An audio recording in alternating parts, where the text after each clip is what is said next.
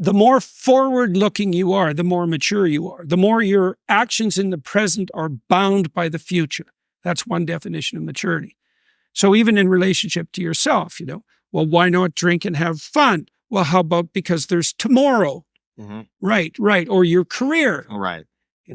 Or you're at a fairly high level of attainment and you do something foolish when you're drunk. It might even just be a word that's spoken improperly or carelessly. It's like it damages your reputation because people are expecting more from you than that. And if you violate that, then all sorts of doors that you didn't even know were there slam shut.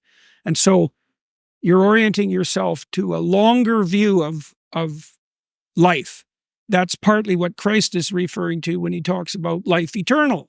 You start to view your life not as the moment-to-moment happening, but the entire pattern, perhaps not only across the span of your life, but like a multi-generational span.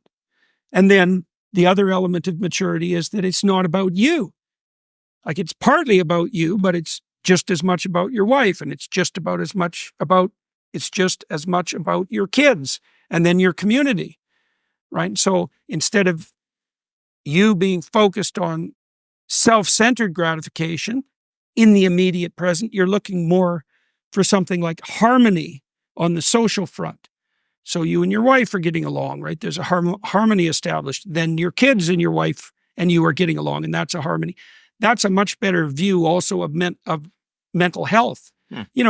One of the disservices that the psychological and psychiatric community have done in the last 100 years is imbue people with the conviction that mental health is something that's in your head and that's yours. That's complete bloody nonsense. That isn't how it works at all. Like, you can't be mentally healthy if your wife is miserable. Well, that's not in your head. Your stability is dependent on the harmony of your social surround, and it's dependent on the integration of the present with the future.